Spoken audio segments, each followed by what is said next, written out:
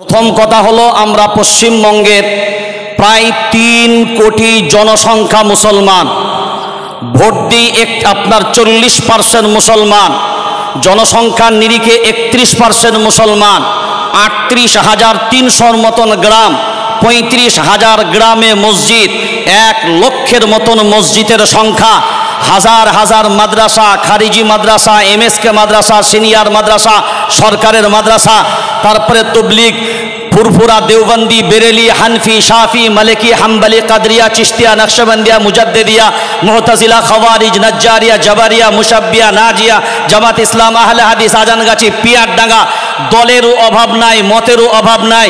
কিন্তু আজ যদি বাংলার 3 কোটি জনসংখ্যা মুসলমান দল ভুলে গিয়ে, কালার ভুলে গিয়ে, রং ভুলে গিয়ে, দল বুঝবে না, রং বুঝবে না, কালার বুঝবে না, এক কালিমার পরিচয় দিয়ে, এক রবের পরিচয় দিয়ে, এক নবীর পরিচয় দিয়ে, এক কিতাবের পরিচয় দিয়ে, এক ধর্মের পরিচয় দিয়ে, এক দ্বীনের পরিচয় দিয়ে, এক জাতির পরিচয় দিয়ে যদি এই 3 কোটি জনসংখ্যা মুসলমান একবার বাংলার মাটিতে বিভেদ ভুলে যদি ময়দানে নামে, আরে বাংলার মাটি না, সারা ভারতবর্ষের সমস্ত জালিম পর্যন্ত কম্পিত হতে বাধ্য হবে।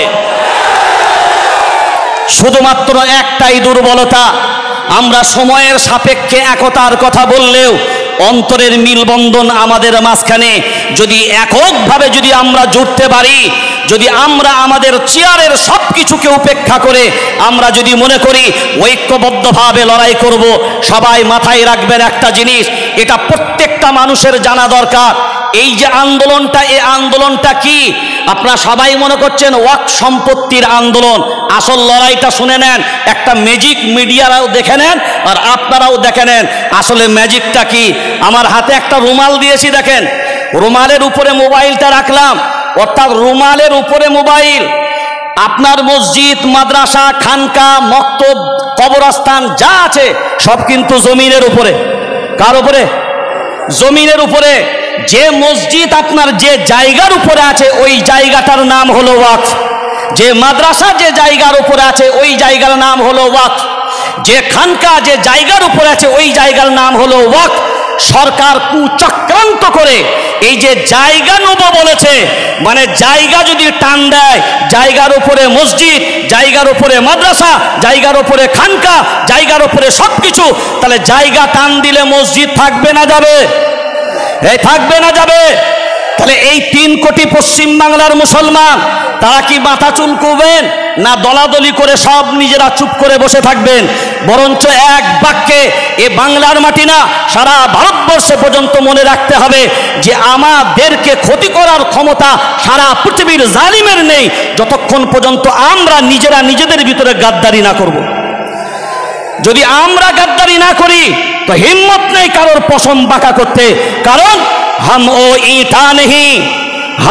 ईंटा नहीं जो दीवारों से टूट जाए, हम तो ओ पत्थर है जो पहाड़ों से भी टकरा जाए, फिर भी कोई पहाड़ नहीं जो हमें तोड़ सके। अरे हिंदुस्तान तो क्या दुनिया में भी किसी माई का लाल नहीं जो मुसलमान को मिटा सके। नारे तकबीर! ए ওয়াকফ কালাম কাইন বাতিল করো, ওয়াকফ কালা কাইন বাতিল করো, ওয়াকফ বিল মানছি না, মানবো না।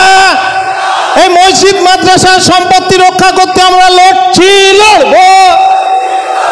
বাস এক কথায় আমরা যদি ঐক্যবদ্ধভাবে থাকি ইনশাআল্লাহ সাফল্য আমাদের অনিবার্য। কিন্তু কোনো অবস্থায় আমরা যেন নিজেদেরকে নিজেদের মতো করে বিভেদ না করি। সেই জন্য মনের দিক দিয়ে ফ্রেশ হয়ে, হ্যাঁ, কাক কালো কোকিল কালো, কালো মাথার কেশ, সবচাইতে বেশি কালো মনের হিংসালেশ, নিম তেতো নিন্দা তেতো, তেতো ভাঙা ঘর, সবচাইতে বেশি তেতো 203-এর ঘর। আরে চাকা গোল পয়সা গোল, গোল আলু গোল, সবচাইতে বেশি গোল মনের গন্ডগোল।